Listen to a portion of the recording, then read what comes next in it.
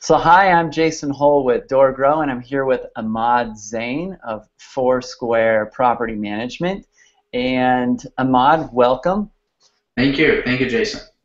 So I appreciate you taking your time out. So I have a couple questions here. I thought you'd be a really good person to talk to about property management. A year ago, you were just getting kind of started into it. You had a few, maybe 30 or so properties that you were managing for your existing clients under real estate, and then you were wanting to expand into property management, and then you came to us. So, and you're currently managing how many properties?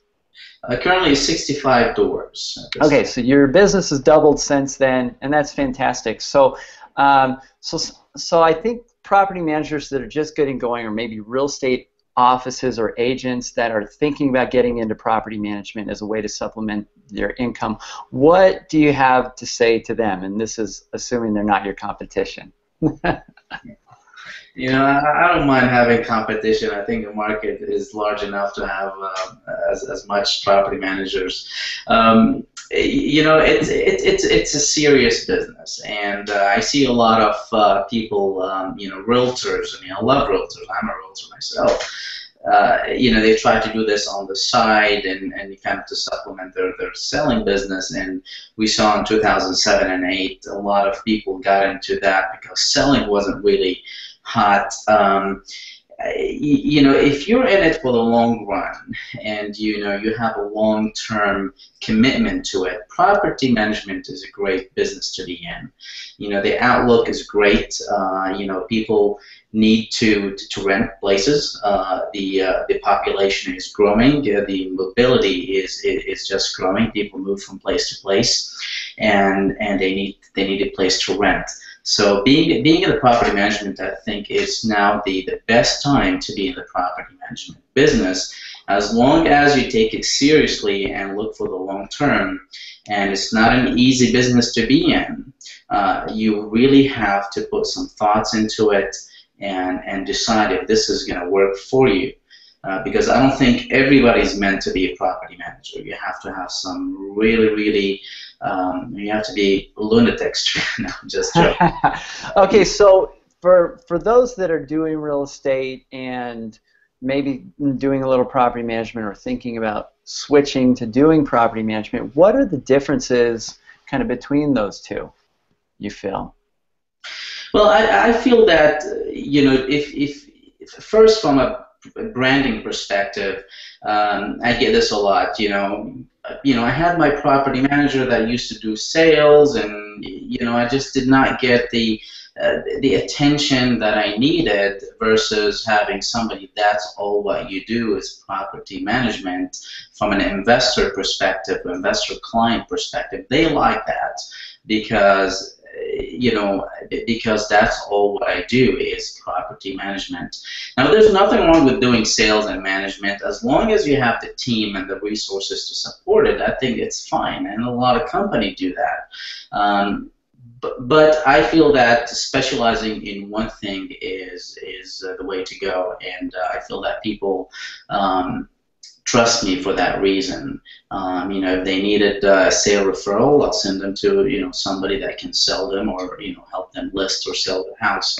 But I try not to take those on as well. Really? So you just don't even take the sales things now? You really just focus on the property management?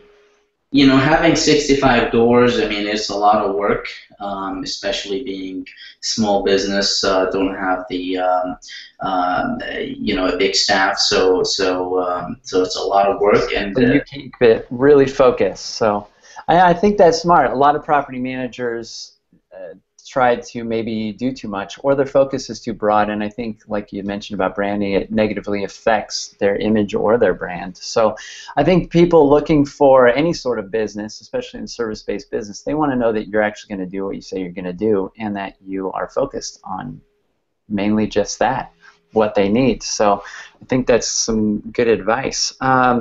So what do you think what's the difference between a good property manager and a bad property manager? All right. Well, you know, it's You've heard the stories, I'm sure, from people that have come to you or whatever. What's your perspective on what's the difference between a good one and a bad one?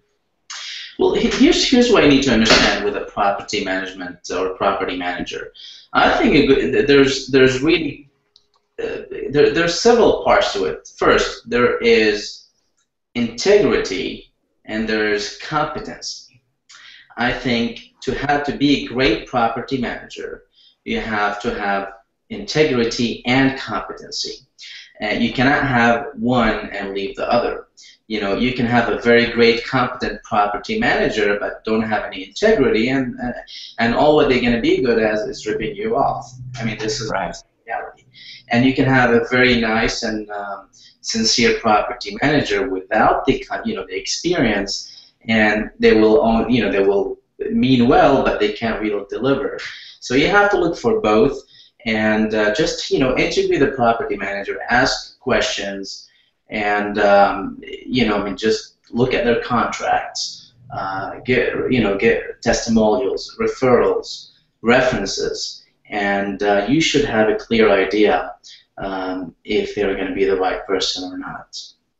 So what do you know right now that you wish you had known when you started to do property management? Huh, that's a good question. Well, I think what I've learned, right now that I wish I knew when I started is you cannot take every single client that comes your way. There's some clients that they're not a good fit for you. Maybe they have a different philosophy about their property. They have a different, they have a different outlook or expectation of what you should do as a property manager. And, I have gone through my client list and actually let go of some of them because I just don't feel it's the right fit. They don't have the right expectations from me, and I don't have the right expectations from them. So I think knowing your customer and knowing your target customer is crucial. And don't be afraid to say no. If the property or the customer is just not a good fit for you, do not say no, because the moment you say yes, you're on the hook. You're liable. You need to deliver, and you want to make sure that your partner, which is your customer, is really the right fit. Yeah, I think that's a great piece of feedback, and that's something we discussed right from the beginning. I think when we started working together, that's usually a real important piece of advice that we give out to property managers, because I've worked with clients that have been doing this for 20 years that still haven't figured that piece out. And when I you explain that to them, they're like, "Oh yeah, maybe I should be selective." So, yeah. So you're one of the lucky ones that you figured this out early on, because you'd be surprised how even more experienced property managers don't know that, and I bet they wish they did. So, so this has been really great. I appreciate you meeting with us. Any last words of advice for a new or young property manager? Well, like I said earlier, just understand the business, research it before you get into it, and if you have what it takes to be a property manager, it's a great field to be in. But What makes it great? Let's ask you that real quick. What makes property management great? What do you like about it? You have to have, I think, to be a great property manager, you really have to have goals other than collecting doors and adding more business. I mean, if your goal is to be part of this community and help others, being a property manager could really help with that, because you're on the front line from people moving from other states and other areas, and you could really make a difference in people's life. And also on your client perspective, when you have investors that are buying houses and they need somebody to deliver their return on investment, you could really make a difference in those people's life. Don't think about it as a job. I mean, it's a way of of life, and I'm an investor myself, so that's the reason I get up every morning and do what I do, because I want to help other investors and landlords achieve the financial freedom that real estate could really deliver.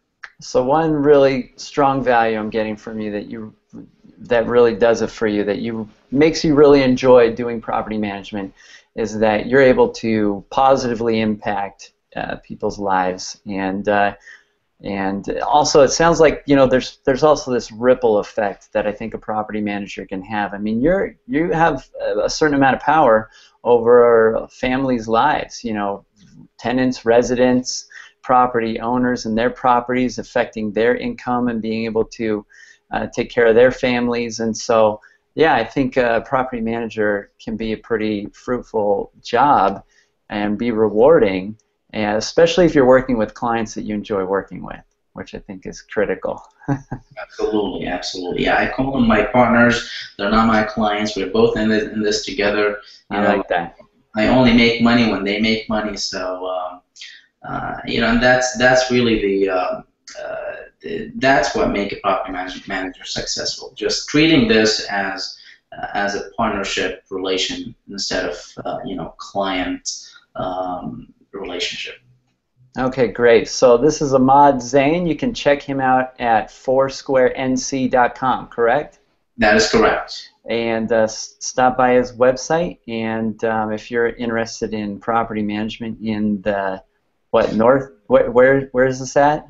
We are in Raleigh, North Carolina. Raleigh, you say it, not Raleigh. Raleigh, North Carolina. Then make sure you check them out. Thanks, Ahmad. You're welcome. Thanks, Jason, for having me.